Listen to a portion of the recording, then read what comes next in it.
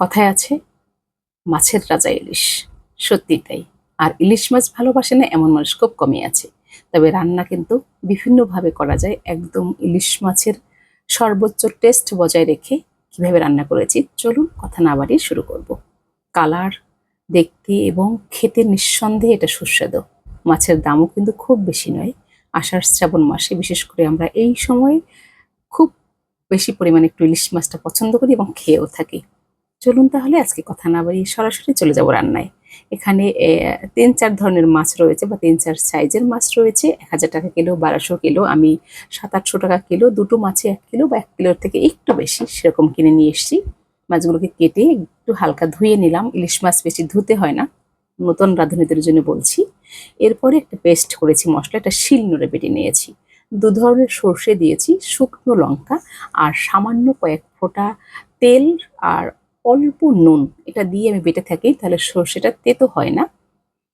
আর যারা বাটতে পছন্দ করেন না তারা কিন্তু মিক্সচারে পেস্ট করে নিশ্চয়ই সেটাকে ছেঁকে রান্না করবেন। তারপরে দিলাম ঘরে হলুদ, তবে হলুদটা অল্প দিতে হবে, আর পরিমাণ মতো নুন।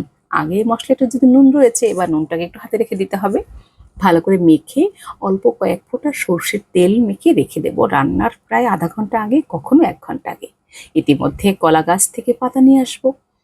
অনেকেই আবার ১ পিস করে ইলিশ মাছটাকে পেঁচিয়ে খেতে পছন্দ করেন। আবার সমস্ত মাছগুলো একসাথে দিয়ে মুড়িয়েও রান্না করে থাকেন। আমি একবারে খুব সহজভাবে রান্নাটা করব, যাতে ইলিশ মাছের গন্ধ, স্বাদ সবই অক্ষুণ্ণ থাকে। এরকমভাবে কিন্তু বাটিতে বসিয়ে দেওয়া সম্ভব, কিংবা ভাতের মধ্যে দিয়েও সিদ্ধ করে একই মশলা দিয়ে খাওয়া যেতে পারে। মাখানো হয়ে গেছে, বেশ কিন্তু লোভনীয় লাগছে আমার কাছে। আপনাদের কাছে কেমন লাগছে আমি জানি না, তবে মতামত দিয়ে জানাবেন কোত্থেকে দেখছেন। এবারে একটা পাতা নিয়েছি, পাতার উপরে হাতের মধ্যে যে তেলটা ছিল সেটা হালকা একটু ব্রাশ করে নিলাম।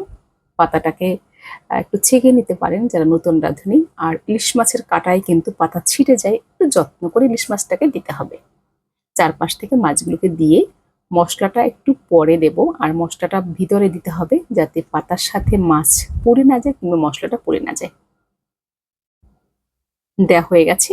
এ পর্যায়ে একটা প্যানে, ফ্রাইং প্যানে বা যেকোনো কড়াই যা হোক, তার মধ্যে একটা লেয়ার দিয়ে নেচে মাছটাকে আস্তে বসিয়ে দেবো, আর মিডিয়াম ফ্লেমে মাছটা রান্না করব।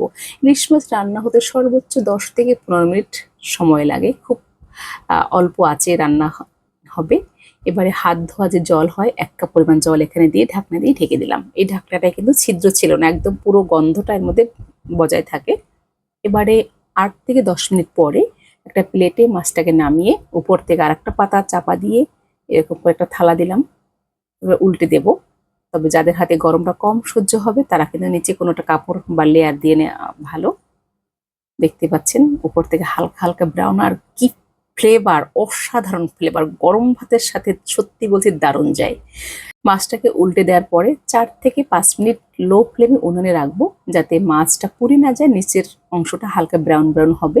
স্বাদে গন্ধে অতুলনীয়, ঘর কিন্তু গন্ধে মোমো করছে, আর একটু গ্রেভি থাকবে, তেলও কিন্তু অনেকটা বেরিয়েছে। এবারে এখান থেকে ১ পিস গরম গরম মাছ আর একটু ভাত নিন, কবজি ডুবিয়ে খান। যদি ভালো লাগে মতামত জানাতে পারেন, আর আপনার পেজে শেয়ার করে রাখতে পারেন।